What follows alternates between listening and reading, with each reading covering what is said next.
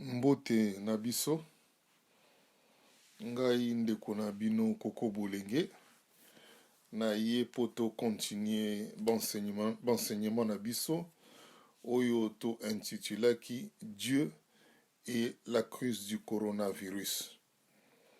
Lelo tokosa la partie 6, oyo sous-thème nango ezali la bonne définition du mariage selon Dieu. Ce qui est intitulé la bonne définition du mariage selon Dieu et qu'on sous-entendre que eza na ba définition mususu oyo eza selon Dieu te.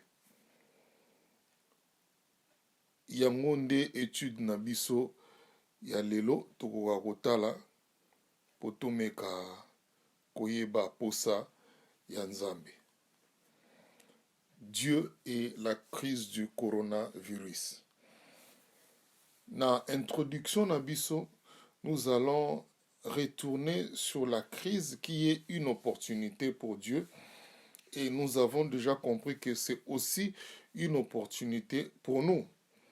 Un moment favorable où Dieu change les choses à notre avantage. Dieu change les choses pour l'avancement de ses buts.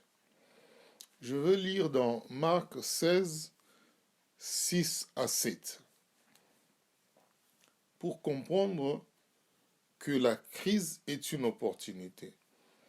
L'ange dit aux femmes, n'ayez pas peur. Vous cherchez Jésus de Nazareth. C'est lui qu'on a cloué sur une croix. Il s'est réveillé de la mort. Il est ressuscité. Il n'est pas ici. Voici l'endroit où on l'avait déposé. Mais allez dire à ses disciples, donc allez dire aux hommes et à Pierre qu'il vous précède en Galilée. C'est là que vous le verrez comme il vous l'a dit. Nous voyons ici Jésus qui est mort et Jésus qui est ressuscité. La crise selon Dieu est un mouvement simultané et indissociable avec la volonté de Dieu. On a tué Jésus, c'était une crise. Les gens ont pleuré. Le Seigneur est parti. Mais 3 jours après, Jésus est ressuscité. La mort avait frappé le monde. Et le 3e jour, Jésus est revenu à la vie. Voilà pourquoi je dis que la crise est un mouvement simultané, indissociable avec la volonté de Dieu. Il n'existe pas, comme j'avais dit l'autre fois, de chrétienté sans crise. La crise fait partie de notre vie aussi longtemps que l'on est sur cette terre. Le combat, la lutte est une exigence de la vie. Et il n'y a pas de victoire sans combat. Et en Jésus-Christ, nous sommes plus que vainqueurs.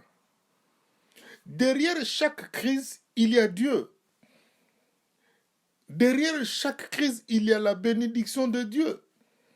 Et avec la crise,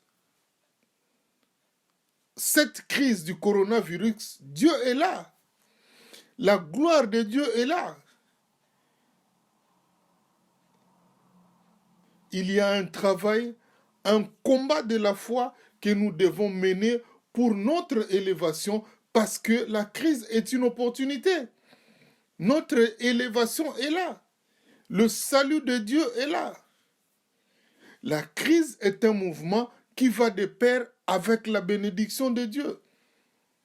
Place mabe ezali, place bapasi ezali, place mikakatano ezali, place bowumbu ezali, place bonyokoli ezali, Dieu est là. Jésus-Christ est là. la main puissante de Dieu est là. Sa délivrance est là. La vision de Dieu est là. Et sa solution. Pas d'inquiétude, car la crise est une opportunité. C'est vrai que ce virus du corona nous fait voir les choses. Beaucoup de gens sont malades. Tous les jours, nous entendons Mutuboya Koufi, Mutuboya Koufi, Mutuboya Koufi.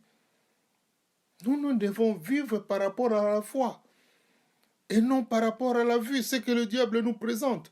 Parce que Dieu est là. Jésus-Christ est là. La bénédiction de Dieu est là. Ayons notre regard fixé vers Jésus-Christ. Si nos yeux charnels sont fixés vers ce que le coronavirus nous présente, alors nous serons brisés mentalement, détruits mentalement, parce que c'est insupportable de vivre par la vue. Mais en vivant par la foi, Dieu nous donne cette capacité de regarder vers la solution qui est lui-même. Dieu nous appelle au changement de mentalité. Un moment propice, un moment favorable, ce confinement. Un moment de méditation, de tout remettre en cause, de auto-évaluation. Comment je conduis ma vie? Pourquoi je me retrouve comme ça? Dieu nous appelle au changement de mentalité. Quand nous sommes affaiblis mentalement, c'est alors que le diable prend dessus sur nous, que le virus corona prend dessus sur nous. C'est la mort qui s'ensuit. Vivons par rapport à Dieu, vivons par rapport à la foi. Habakkuk dit, le juste vivra par sa foi. Nous avons lu dans Jean 4, 23, on essaie un peu de récapituler avant d'entrer dans notre thème qui est la bonne définition du mariage selon Dieu. Jean 4, 23.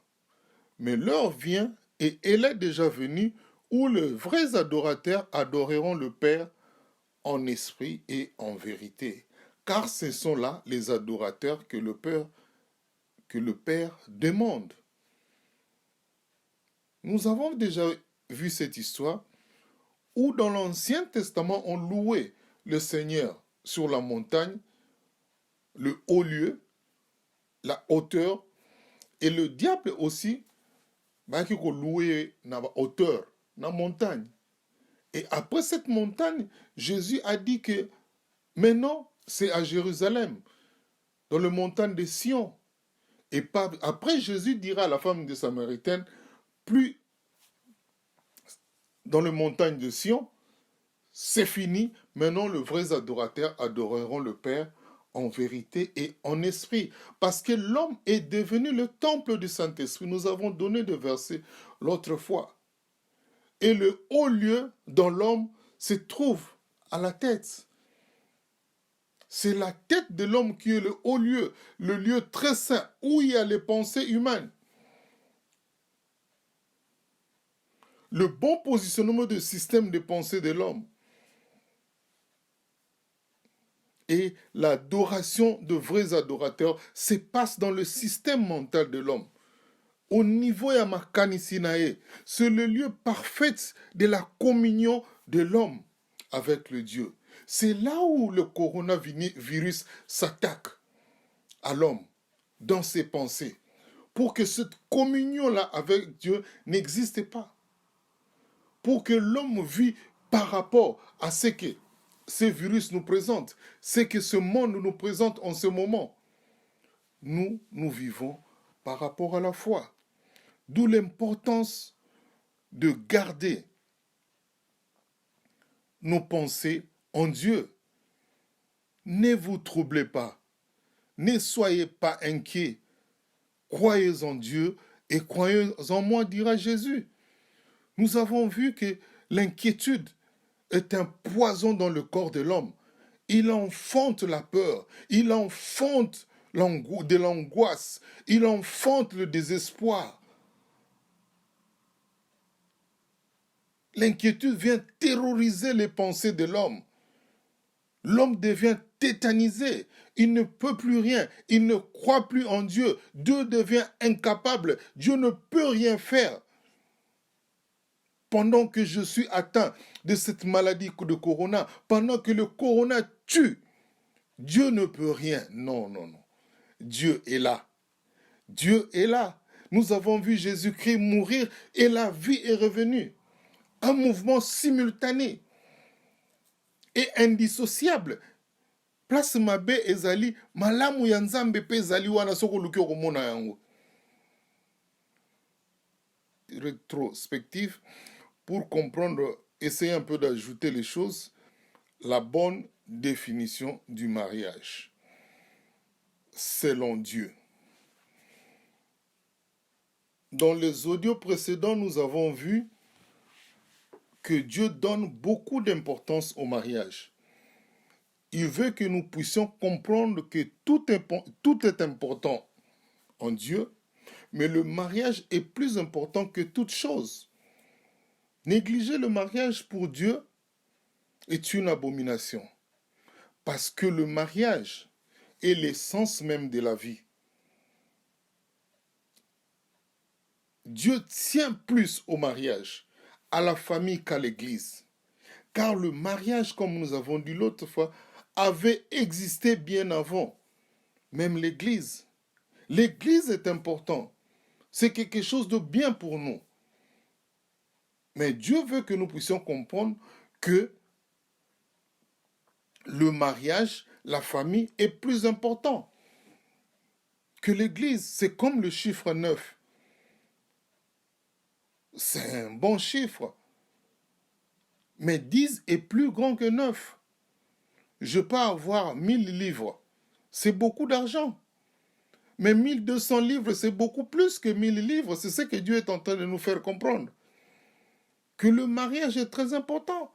Voilà pourquoi il dit dans Hébreux 13, 4 que le mariage soit honoré de tous. La bonne définition du mariage selon Dieu, c'est ce que nous étudions, c'est ce que Dieu veut, parce que le mariage est vraiment important. Que le mariage soit honoré de tous veut dire que le mariage doit être traité par tous avec beaucoup de respect et de considération. Car il est la source de vie en Dieu pour tout l'ensemble du corps de Christ. Le mariage est vraiment important. Et dans Matthieu 9, 6, il est dit que l'homme ne sépare pas ce que Dieu a joint. C'est vraiment important pour Dieu. Comme je dis, la source de vie en Dieu pour tout l'ensemble du corps. Que l'homme ne sépare pas ce que Dieu a joint. Et nous avons vu dans 1 Timothée 3, 5, si quelqu'un ne sait pas bâtir sa propre maison, comment prendra-t-il soin de l'église de Dieu?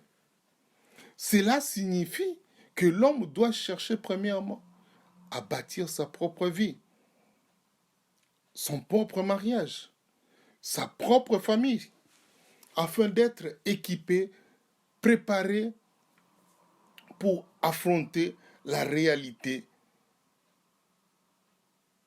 sur le mariage, qui est un véritable combat, un véritable challenge en vue de pérenniser la volonté de Dieu sur cette terre. Cela veut dire aussi qu'une église forte et puissante tire son dynamisme par la qualité dont les couples sont bâtis. Un bon mariage bâti conformément à la volonté de Dieu enfante une bonne église. C'est ce qui signifie si quelqu'un ne sait pas bâtir sa propre maison. Comment prendra-t-il soin de l'église de Dieu? Donc il y a déjà un travail que chacun de nous doit faire dans sa maison, que je dois faire, que tu dois faire. Et c'est à partir de ce travail-là, quand nous irons dans nos églises, dans nos assemblées, ces assemblées-là seront fortes. Mais si nous ne sommes pas bien bâtis dans notre maison, S'il n'y a pas une église de maison dans nos familles, cela est difficile qu'on ait une église puissante. Un mauvais mariage produit une église médiocre. Ça, c'est la charge que chacun de nous doit porter sur ses épaules. Nous sommes les disciples de Jésus. Nous sommes des ambassadeurs de Dieu sur la terre. Sa représentation, ça c'est le devoir de chacun de nous. Nous sommes en train de descendre, de cheminer petit à petit vers la fin. Notre titre, c'est la bonne définition du mariage selon Dieu. La grande importance du mariage. Le mariage qui enfante la famille, la bonne famille qui enfante une bonne église. L'ordre établi de Dieu doit être remis en place. Comme j'avais dit, tout est important en Dieu, mais le mariage, la famille est beaucoup plus important. Elle est la cellule de base d'une bonne société. Le mariage est le lieu où se forme le futur marié, le futur citoyen, où il apprend le vrai sens des responsabilités de la vie. Ça, c'est le devoir parental. Et ça se passe dans le mariage, dans la famille. Et nous avons vu même Jésus-Christ lui-même, Dieu est né dans une famille, étant le fils de Joseph et de Marie. Dieu considère beaucoup plus le mariage. Le mariage est beaucoup plus important. C'est ce qui doit être dans notre tête, d'où le changement de mentalité. La vision actuelle de Dieu est la restauration de famille. D'où l'opportunité que nous avons maintenant. Dieu nous donne pendant ces confinements. La crise est une opportunité. Un bon moment pour réfléchir, pour raisonner, examiner sa vie. Et c'est là que nous allons comprendre que nous sommes en porte-en-faux par rapport à la volonté de Dieu. Voilà pourquoi Dieu a confiné les familles dans les maisons. Parce que Dieu est en train de restaurer ton couple, de restaurer ta famille, de restaurer mon mariage. Le diable n'aime pas le message sur la famille. N'aime pas. Je vous avais parlé de ma chute du premier étage jusqu'en bas. Parce que nous parlons de la parole de Dieu. Nous parlons sur le mariage. Et ces jours-là, je m'étais retrouvé à l'hôpital. Dieu m'avait fait grâce. Je pouvais mourir. Du premier étage, je sors de la toilette, je sens que je commence à perdre contrôle de moi, à m'évanouir. Je ouvre la porte, directement, je m'évanouis.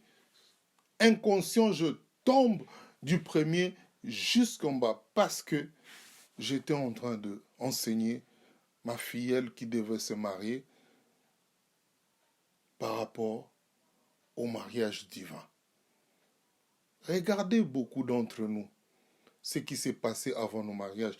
Je me rappelle, il y a très très longtemps, quand je voulais me marier avec ma femme, nous avons annulé notre mariage 2 semaines avant.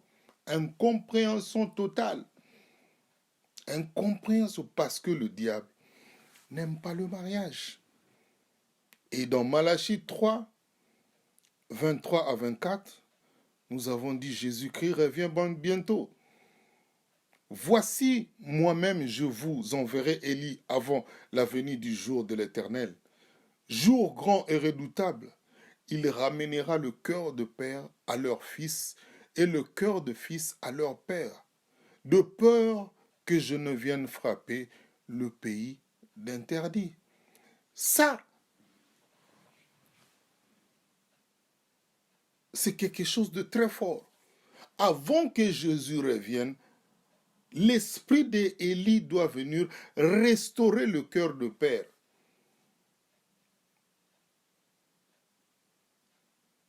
À leur fils et le cœur de fils à leur père. Ici, nous voyons la restauration de la famille, où le père a un seul cœur. Et ce même cœur se retrouve dans son enfant. La famille est unie. Donc Dieu, avant qu'il envoie Jésus, il faut que les familles soient restaurées, l'autorité parentale soit restaurée, le père redevient le pasteur de la maison, le chef de l'État, la maman jouant son rôle de la première ministre, le chef du gouvernement. Et les enfants sont là pour aider le père à l'accomplissement de la vision. Et cet ordre-là que Dieu veut que cela soit rétabli, réformé. D'abord nos familles, l'église de la maison qui donnera beaucoup plus de force à nos assemblées. Il y a beaucoup plus de dégâts, beaucoup plus de problèmes dans nos églises parce que le diable nous a déjà piégés dans nos maisons. Et Dieu a vu cela, que nous sommes incapables. Voilà pourquoi il est descendu avec cette crise de corona. Pour nous bousculer, nous sommes contre mieux. La volonté de Dieu est que nous puissions nous incliner devant sa face. De vrais adorateurs. Ceux-là qui se prosternent devant la volonté de Dieu. Ceux-là qui ont la connaissance de ce que Dieu fait maintenant. Dieu est en train de restaurer les familles. L'homme jouant son rôle. La femme avec la connaissance de la vision de son mari. Donc, on était juste à l'introduction. Maintenant, on va donner quelques définitions du mot mariage. Et toujours dans nos pensées que notre sous-thème est la bonne définition du mariage selon Dieu. Nous allons donner quelques définitions que je tirerai des dictionnaires. Le mariage est donc l'union d'un homme et d'une femme qui ont le projet de s'aimer pour toute la vie et désirent fonder une famille. Ça, c'est la première. La deuxième définition, le mariage est l'union légitime d'un homme et d'une femme.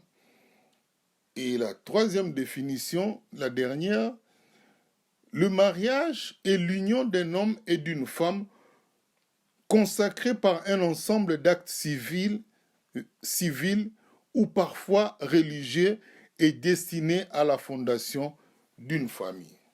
Ça, ce sont les définitions que la dictionnaire nous donne. Je vais essayer de regarder 2-3 dictionnaires. J'ai pu tirer ces définitions-là. On peut dire que ce sont de bonnes définitions. Mais à la volonté de Dieu, en examinant la pensée de Dieu, nous voyons que ces 3 définitions ne correspondent pas avec la pensée de Dieu. Quand Dieu parle du mariage, cela n'est pas visible dans ces 3 définitions. Je ferme un peu la parenthèse, je vais le rouvrir après pour donner beaucoup plus de clarté. Nous allons voir 3 sortes de mariage. Le premier, c'est le mariage de la passion. Ce mariage n'est pas selon la volonté de Dieu, c'est selon la volonté de Satan, de l'opposant, du diable. Le mariage de la passion, c'est ce qu'on appelle coup de foudre. Na craqué mon toyo, na craqué mon balio, na craqué moi sur. La passion est une affection amoureuse qui apparaît comme un sentiment obsédant ou intense qui ne tient pas compte de la volonté de Dieu sur le mariage. Na craqué, na loulié, na monié kakaboé, na koko kalisusuté. L'homme ou la femme perd son contrôle, il est obsédé intensement par rapport à la créature qu'il a vu devant lui. Ce n'est pas la volonté de Dieu. La volonté de Dieu n'est pas dans cette définition, dans la passion. La passion est une relation amoureuse sans conscience. Cette puissance obsédante qui rend l'homme sourdingue. L'homme n'écoute plus, qui rend l'homme sans intelligence, dont il devient incapable de réfléchir, de voir, de comprendre, d'entendre et surtout de prendre une bonne décision pour transiter dans la volonté de Dieu. Je suis prêt même à quitter la maison, à vous abandonner les parents parce que moi j'ai craqué. Ça, c'est pas normal. Ce n'est pas la volonté de Dieu. Donc, le premier mariage que nous voyons ici, c'est la passion, le coup de foudre, qui n'est pas bon. Et le deuxième, c'est le mariage de la raison. Ça aussi, ce n'est pas un mariage selon la volonté de Dieu. Le mariage de la raison est basé sur le motif ou intérêt personnel qui surtout ne tiennent pas compte de la volonté de Dieu.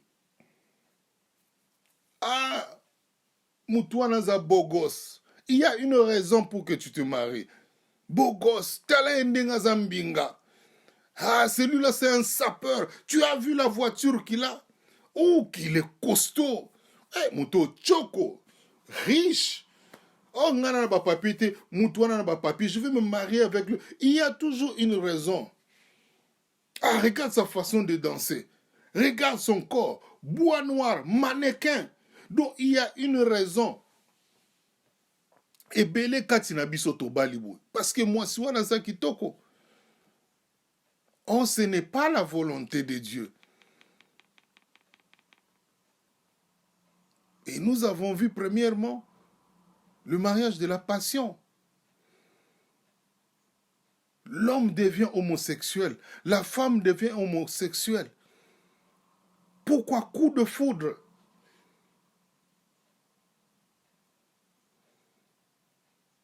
La passion est une émotion très forte qui va à l'encontre de la volonté de Dieu. Donc ça, c'était le premier. Il s'est marié avec n'importe qui, le premier venu. Même un païen, il s'est marié avec lui. Pourquoi c'est la passion? Pourquoi? Parce que c'est la raison. Oh, qu'elle est belle. Et le troisième, c'est le mariage de la sagesse. C'est ce mariage-là qui nous concerne tous. Le mariage selon la volonté de Dieu. Le mariage de la sagesse est une connaissance révélée de la volonté de Dieu pour le mariage, loin de l'ignorance. L'homme a la connaissance. Il a eu une révélation de Dieu. Je veux me marier conformément à la volonté de Dieu. C'est le mariage de la sagesse. La praticabilité du mariage de la sagesse par l'homme est une prise de conscience de sa vraie identité. Mutoye bisoke azanani. De ce que l'on est réellement, de ce que je dois faire et de ce que je ne dois pas faire. De ce que tu dois faire et de ce que tu ne dois pas faire. Ça, c'est le mariage de la sagesse. Où l'homme est conscient. Il n'est pas inconscient. Comme le mariage de la passion. Comme le mariage de la raison. Mais le mariage de la sagesse, l'homme est conscient de ce qu'il est. Il est le Fils de Dieu. Il connaît son identité. Il sait qui il est réellement. Il sait ce qu'il doit faire et ce qu'il ne doit pas faire. Maintenant, à travers tout ce qui est dit, on est vraiment presque à la fin. Nous allons donner maintenant la bonne définition qui libère la pensée de Dieu. La bonne décision, la bonne définition qui va nous donner la clarté sur le mariage divin. La bonne définition, c'est quoi? Le mariage est une institution divine.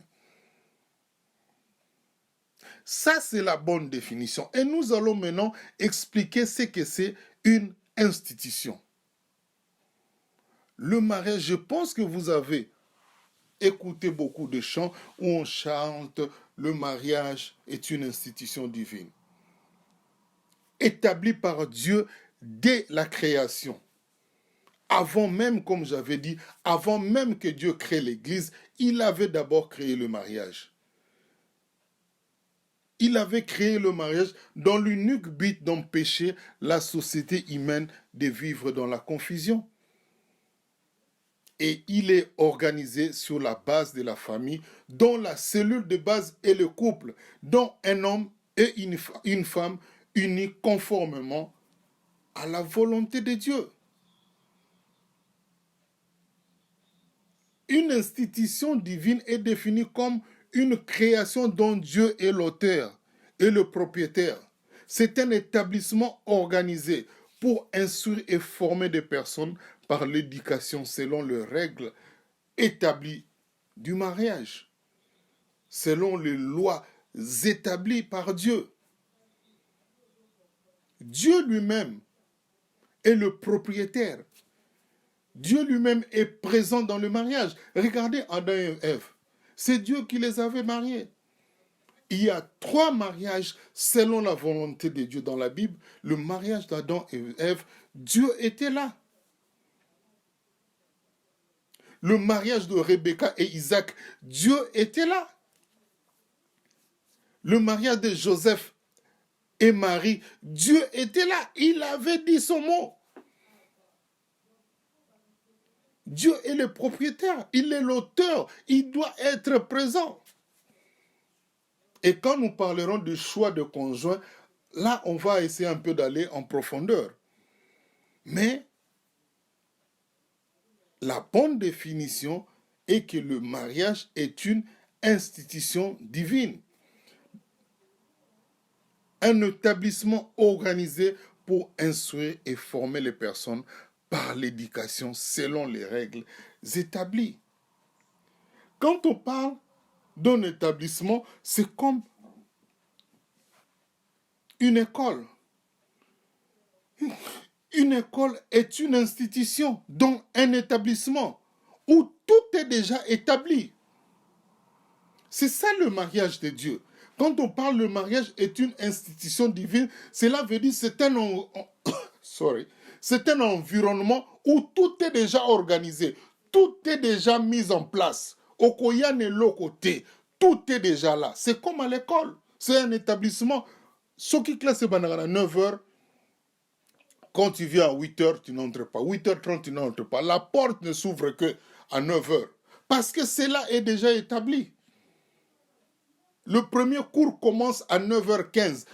Personne ne peut changer ça. C'est le cours de français.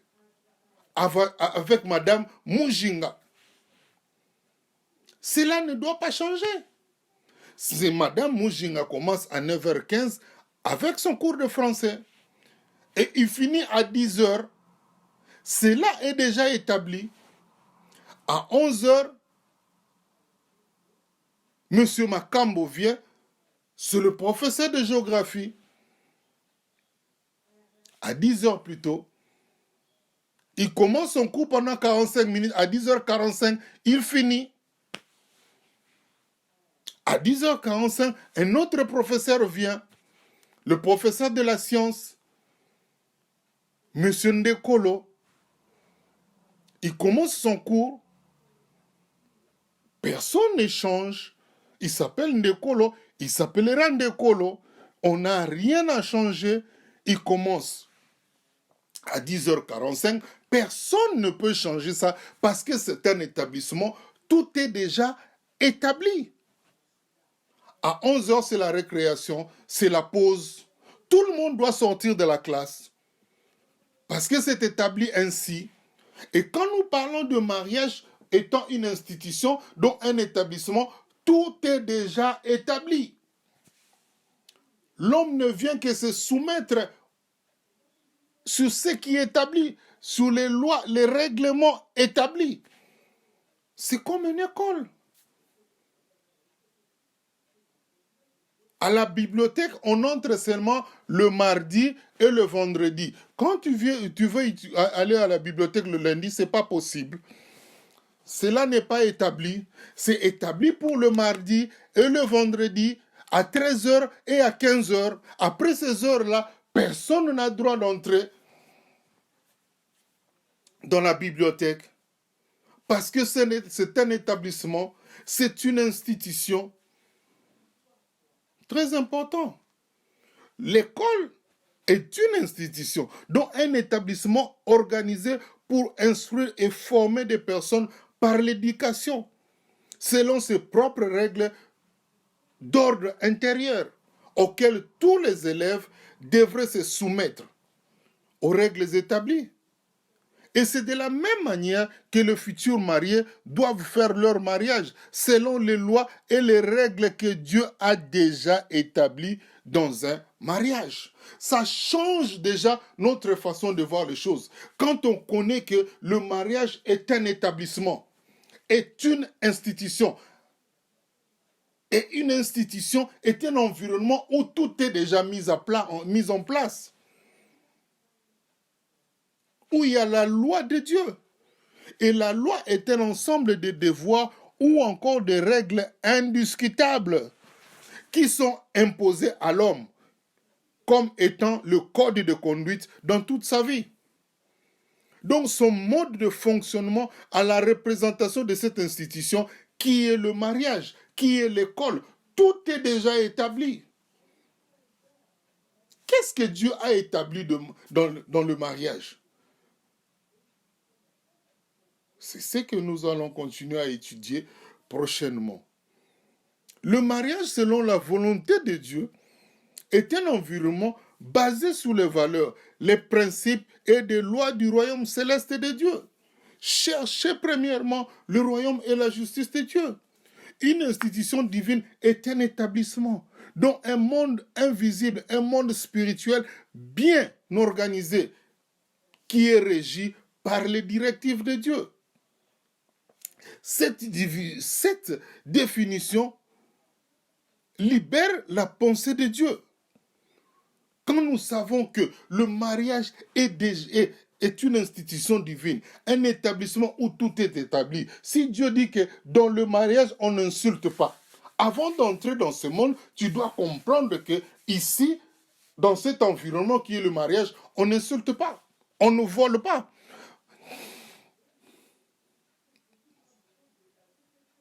Dans ce monde de mariage, il n'y a pas d'escroc, il n'y a pas l'adultère. Cela n'existe pas. Et nous allons lire Colossiens 3:2. Affectionnez-vous aux choses d'en haut et non à celles qui sont sur la terre. Et dans Matthieu 6:33, cherchez premièrement le royaume et la justice de Dieu, et toutes choses vous seront données par-dessus. Nous avons vu Dieu, quand il a créé Adam et Ève, il a téléchargé ses ressources spirituelles, sa nature, son caractère, son comportement, ses valeurs. Dieu a téléchargé tout cela dans la vie d'Adam. Et Adam, quand il a péché, il s'est séparé de Dieu. Il a perdu toutes les valeurs, tous les principes. Il a perdu la nature de Dieu. L'image qu'il reflétait de Dieu à cause du diable, il a tout perdu. Voilà pourquoi Dieu veut que nous retournions dans le contexte des jardins d'Éden. Tout ce qu'Adam avait perdu, maintenant nous allons aller dans le royaume de Dieu où Adam et Ève étaient ressourcés pour voir qu'est-ce que Dieu a mis pour moi dans le royaume de Dieu. Qu'est-ce qu'il y a dans le royaume de Dieu? Dans le royaume de Dieu, il y a le respect et la considération des autres. Je prends ça, je l'amène dans ma vie et cela est manifeste dans mon fonctionnement. Dieu est généreux, je prends cela. La générosité du cœur, je l'amène dans mon corps, dans ma vie. Et cela est manifeste dans mon fonctionnement. Affectionnez-vous aux choses d'en haut et non en celles qui sont en bas. L'homme a perdu l'image selon la ressemblance de Dieu. C'est à nous maintenant de livrer ce combat. D'où notre contrat avec Dieu. Cherchez premièrement le royaume et la justice de Dieu. Et le reste, vos besoins, vous sera donné par-dessus. Ne vous inquiétez de rien. Ça, c'est notre contrat. N'ayez peur de rien. Ne vous angoissez pas. Je suis là. Mais vous, cherchez d'abord la nature de Dieu. Que vos yeux soient fixés vers la montagne, vers mon royaume, d'où nous puisons notre secours, d'où nous puisons nos ressources. Et je pense qu'on va finir ici. Et prochainement, on aura vraiment le temps de parler de quelques lois établies dans le mariage. Ce que Dieu a établi dans le mariage. J'ai au moins 36 sujets, 36 points que nous allons traiter prochainement. On ne parlera que de ce que Dieu a établi, de ce que nous devons chercher dans le royaume de Dieu, de ce que Dieu nous exige. Le mariage est une institution divine établie dès la création. C'est quelque chose de plus important. C'est la source de vie en Dieu. Voilà pourquoi Dieu veut que nous puissions comprendre que le mariage, la bonne définition du mariage, est l'institution divine. Et l'institution veut dire établissement, un environnement où tout est établi. Tout est établi. Nous, quand nous entrons dans ce monde de mariage, nous nous inclinons devant tout ce qui est établi. Nous fléchissons nos genoux, nous faisons ce qui est déjà établi dans ce monde qui est le mariage. On aura moins de problèmes. Nous nous sommes mariés sans cette connaissance-là. On ne connaissait pas qu'il y a le mariage de la sagesse. Nous nous sommes mariés par passion. Nous nous sommes mariés par raison. Voilà pourquoi nous avons tant de problèmes. Et Dieu nous confine aujourd'hui dans nos maisons pour que nous puissions remettre tout en cause. Comprendre que Dieu veut changer ma famille. Dieu manifeste son amour. Il y a la crise du coronavirus, mais Dieu est là pour restaurer nos familles. Dieu est là pour nous élever, pour nous bénir, nous donner la suprématie, la domination sur la crise de corona. Que nos yeux ne soient pas fixés sur ce que le coronavirus nous présente. Les maladies, les morts, tout le temps les hôpitaux, dans les informations, corona, dans le WhatsApp, corona. C'est juste pour détruire notre mental. Voilà pourquoi nous devons être forts mentalement. Et notre force vient de la foi et de la foi en Dieu, parce que la crise est une opportunité, un mouvement simultané qui marche de pair avec la volonté de Dieu. Le corona est là, la bénédiction de Dieu est là, Dieu est là, sa bénédiction, sa main puissante est là. Jésus était mort, Jésus était ressuscité. Un mouvement simultané. Dieu est là. Dieu est là. Ayons la foi. Dieu est là. Ayons la foi. N'ayons pas peur. Pas d'inquiétude. Tout ce que le corona nous amène, c'est un poison dans notre âme. La peur, les inquiétudes, poison dans notre âme. Quand il nous détruit mentalement, c'est alors qu'il va nous détruire physiquement. Que Dieu nous bénisse. La suite, on ne parlera que de quelques lois établies dans le mariage pour nous donner la bonne compréhension de Dieu. Le mariage est un établissement, un environnement où Dieu a tout déjà mis en place. Et si nous étudions tout ce que Dieu a déjà mis en place, avec cette clarté, avec cette connaissance, on aura moins de problèmes. Et on combattra dans la victoire. On sera plus que vainqueur. Que Dieu soit loué. Béni sois-tu l'Éternel. Au nom de Jésus-Christ notre Père. Amen.